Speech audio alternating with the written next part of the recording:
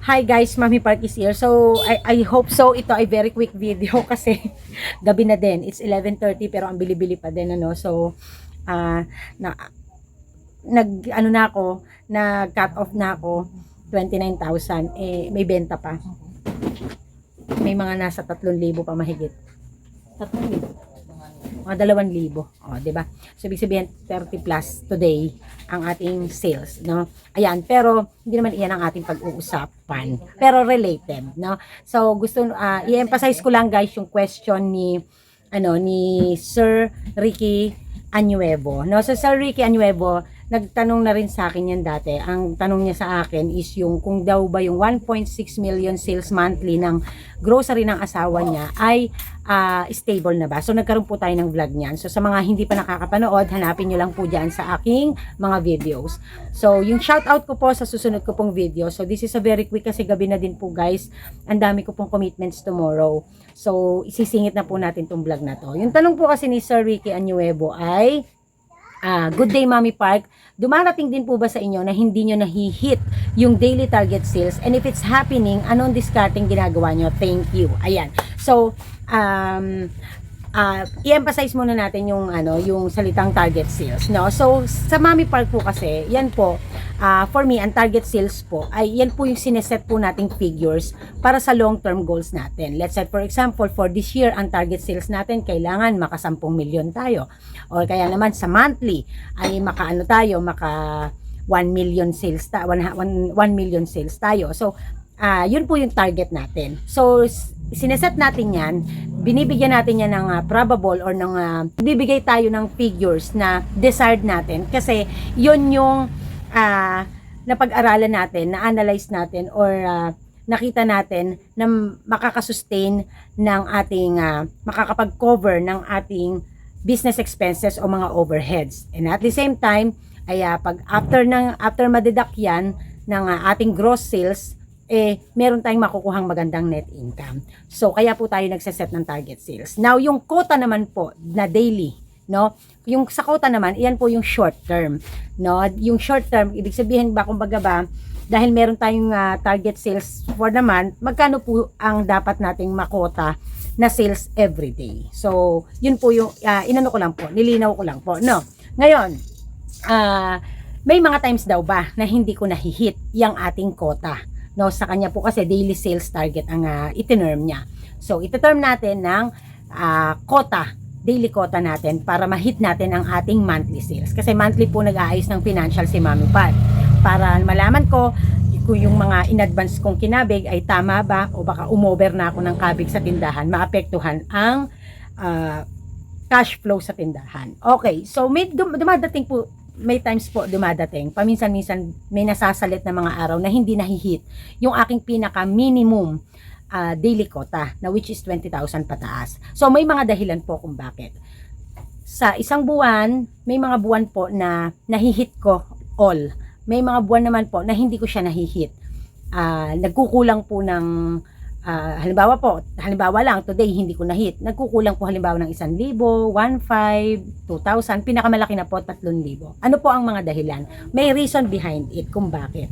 So, hindi po dahil sa kapabayaan, hindi po dahil sa naligaw ako ng landas, hindi sa ganoon. May mga dahilan po kung bakit.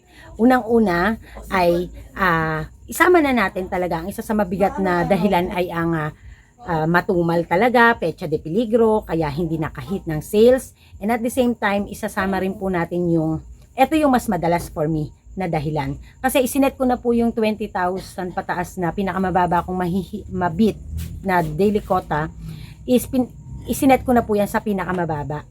So, ang dahilan po is ngayon po kasi mula nung dumating ang daddy at bago magbakasyon, talagang natatanghali po akong magbukas. Na instead po magbukas ako ng before 7 o'clock, nakakapagbukas po ako ng 8:30, minsan nga halos 9 o'clock pa. The reason is mas maganda ang nagiging sales kasi sa gabi, and so hindi naman kaya ng katawan ko na straight duty na nga ako. Gabi na akong umuwi, minsan po 12:30, alauna. And then umaga, gigising pa ako, babangon pa ako ng napakaaga para magbukas. So, hindi na po kaya ng katawan lupa. Kasi po, pag uwi ko sa bahay, hindi naman ako nahihiga agad. Naliligo pa ako, nagbibihis pa ako, nagpapatuyo pa ako ng buhok. Para kinabukasan, hilamos, palit damit, at saka sipilyo na lang, toothbrush na lang, then takbo na rito. So may mga dahilan, hindi maaga ang pagbubukas ko. So yung sales po sa umaga na instead na makaka-sales pa ako ng 2,000 hanggang 3,000, nale-let go na yan. Pero dahil ang dahilan ay kesa ma-compromise ang health ng Mommy Park. Nung isang gabi po, nung nag-day off ang ate Ana, tapos umuwi kami ng bahay, nag-BP kami ng daddy. 3 beses akong binipi ng daddy, nagtataka ako kung bakit. Ang sabi niya, minimake sure ko lang na tama at consistent yung nilalabas na result ng machine. Kasi po, ang lumabas po sa BP ko ay 87/76. Napakababa po talaga. So, kaya nagtataka rin pala ako na madalas nitong mga nagdaang weeks, madalas akong cold compress kasi damang-dama ko po talaga dito. So, hindi naman tama na tayo talagang ano. So, talagang, kaya pala hindi ko rin talaga kayang bumangon ng sobrang aga. Nile-let go ko na po yung kaysa ma-compromise ang aking health. Okay lang. Bumabawi na lang ako sa gabi. So, yun po yung mga reasons. No? And, kung ang sales lang naman hahabulin ko ay 1,000, 2,000 sa umaga, pinagpaparaya ko na yan. Kasi pag na-hospital po ako, na-doktor ako, yung pong 5,000, minuto lang po sa doktor ko. No? Kaya, at magagamot pa ako. No? So, kaya mas mainam pa na pabayaan ko na yung sales ng umagang-umaga. Hayaan na natin sa iba nating mga kasari. So, pero ngayong pasukan, iba na syempre. So, iba na yung magiging routine natin. Kasi, magiging maganda. Aasahan natin mas magiging maganda ang sales dahil maraming nanay na maghahabol sa umaga, no, lalo na mabibili ang mga biscuit, mabibili ang mga school supplies, ganyan. So, nangyayari po 'yan na hindi ko na hihit ang aking daily quota sa ganyang mga dahilan. At another reason pa is halimbawa po, tanghali na nga nagbukas, maaga pang nagsara. So, isa pa sa mga reason 'yan. Meron naman pong cases naman na maaga talagang nagsara. Halimbawa, 10 o'clock lang nagsara na kami, 10:30, no? Maaga po sa amin yan, yung 10 o'clock, 10:30, maaga pong pagsasara yan. So, isa pa sa nagiging dahilan din is halimbawa, maaga akong nag-cut off ng sales. Halimbawa, nagbilang na ako agad, no? Mga 11:30 lang nagbilang na ako. Bigla may dumadating pang sales. Tulad po ngayon, nag-cut off na po ako. 29K ang aming sales na as of now. Bumibenta pa po kami, wala pa pong 12:00. So, sa ngayon, meron na po kaming 2,000 halos na sales. So, ibig sabihin, 30,000 over ang supposedly sales ko today. So, yun po. And, thank you sa mga, sold out po ang aming gin, sold out ba gin natin? May gin pa ba? Meron pa. Ilang piraso? Piraso na lang, And then, wala na tayong, mucho. Mga Red Horse 500 na lang po ang meron kami. So, ang ganda po na naging sales today. At ang bigas namin nga na. Isang sako na lang ba yun nandyan? Isang sako na lang. Ilan pa yan kahapon? So, ganun po, no? So, yun po yung mga reasons kung bakit naman po hindi ko nahihit. Hindi po dahil sa talagang ang dahilan lang ay matumal. Kundi, matumal na nga, dumadating pa yung times na nale-let go ko na yung sa umaga na sales. At kung sakaling maaga-aga kaming magsasara sa gabi. So, ganun po. No? So, ngayon, ano po ba yung mga paraan? Sabi ni Sir, ano ba yung mga paraan na ginagawa ko kung sakaling ganun? Wala po. Kasi po, routine at alam ko na po, kapako na po yung nangyayari. So, kaya po, ang magagawa lamang dyan ay mag-a-adjust ka. Di maaga ka magbubukas o kaya naman ay late ka nang magbubukas o kaya naman ay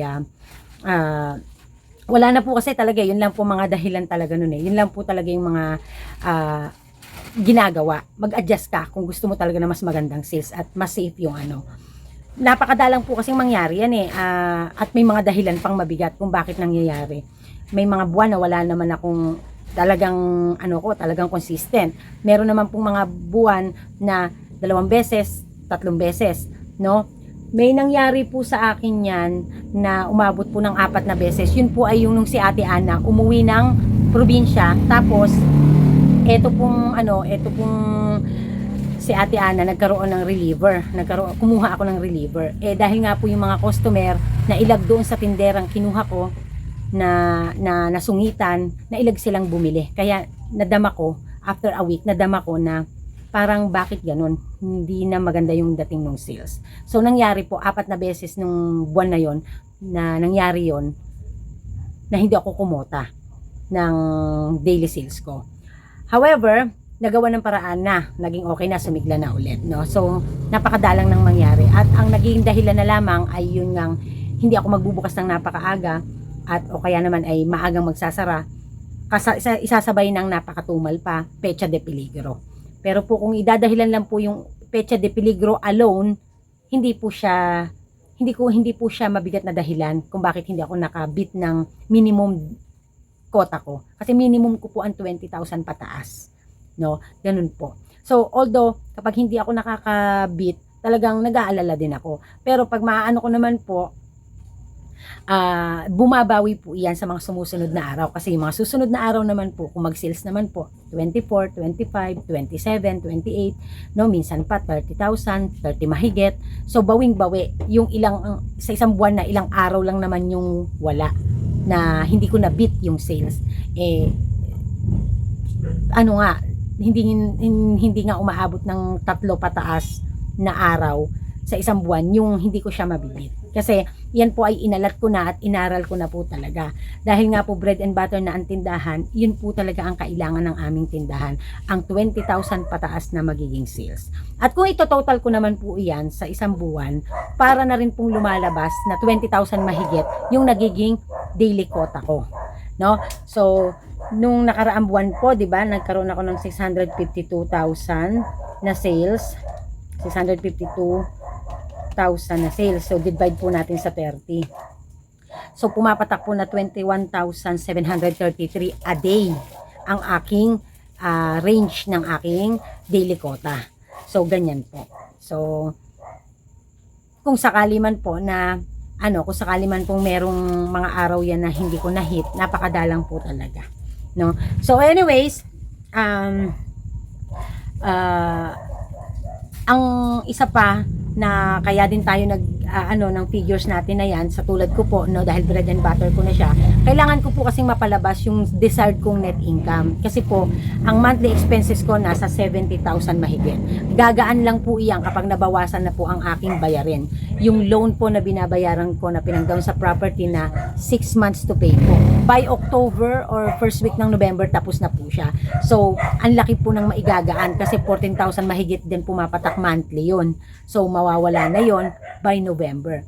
Pagdating naman po doon sa ating iba pang mga expenses, lalo na po kung meron na po tayong sasakyan, sa business expenses po, mababawasan po yung ating miscellaneous or expenses pagdating sa service. Na instead na nag-hire tayo ng service, eto po, pwede na tayong makapamili kung kailan natin gusto nang hindi na tayo gumagastos ng kay laki-laki dahil may sarili ng sasakyan. However, paglalaanan naman natin yan ng pang-maintenance at kung kaya din natin, mabawi at least kalahati ng pinambili ng sasakyan. So, hinihintay na lang po namin ma-ship yung sasakyan. Okay? So, ganun po, no? Being for now, na parang halos ako yung kumikilos ngayon sa kabuhayan namin at ito na ang nagsusustain sa amin sa ngayon. So, talagang grabe yung pagpupursige ko at pagsisikap. Hanggat maaari talaga hindi ko hinahayaang maapektuhan ang sales ng basta-basta na lang na hindi mabigat ang dahilan. Alam nyo po, mas naging matured ako pagdating sa ganito dahil mas na-challenge ako, mas nai-stress ako, mas na-compromise ang sarili ko, mas na-oblige ako at mas nagiging responsible naman ako na tugunan lahat ng aming kailangan. Imagine po guys, sa isang buwan po, kailangan makapag-produce ang tindahan sa pamamagitan ng aking utak, diskarte. Nakapag-produce ako ng 70 to 75,000 net income para po yan sa mga personal naming gastos. 'Di ba? Ang aming business expenses ay nasa 30,000. So bukod pa 'yon, no? So ganun po. Diskarte lang, tiyaga at saka pagdadasal. Pag may kapartner po tayo sa buhay, dapat tulungan imbis na maghatakan pababa. Maging cooperative sa isa't isa. Napakasarap na yung halimbawa, yung tulad niyan si Daddy Park, ang laki po talagang bagay na nakasama ko na siya ngayon. Mas naging panatag ako pagdating sa tindahan pag aalis ako kasi siya ang nahandito at nagkakaha, siya ang nag-aayos ng kaperahan. So napakalaking bagay, no? Ayan po, pasensya na po ha, tumayo ako kasi may bumili na naman. Grabe po yung ano dito. Rumatsyada po kasi nung hapon at no, Teng, ang tumal po nung araw. Tapos nung hapon pataas, rumatsyada na. Kasi nga inuman times na. So, ayan, nakakaano na tayo, 3 plus, no? After nung ating ano ng 29. So, kung sinama po natin yan sa sales day, 29 plus 3, mga nasa 32, 33,000 po dapat. 29 lang na-note ko. Ay, sorry. 29 lang yung na-note ko kasi nag-ayos na ako, guys. Kasi nga, ayaw ko na rin ng maraming pera dito na nakalagay. Inaayos na natin. Okay? So, for the safety, no? Ano na yan, nakalagay na sa maayos na kalagayan. Okay? So, thank you very much Sir Anuebo, Sir Ricky Anuebo, and thank you very much sa lahat ng mga nanonood. Isa-shoutout ko po kayo sa susunod nating video. And laging tatandaan, lamang ang may alam, lamang ang nag-aaral, at lamang ang may diskarte. At syempre, lamang ang open-minded. So, choose your own battle, make your own choice, make sure na ito ay makakabuti para sa hanap buhay. This is Mami Park and this is Team Park. Fighting! Bye!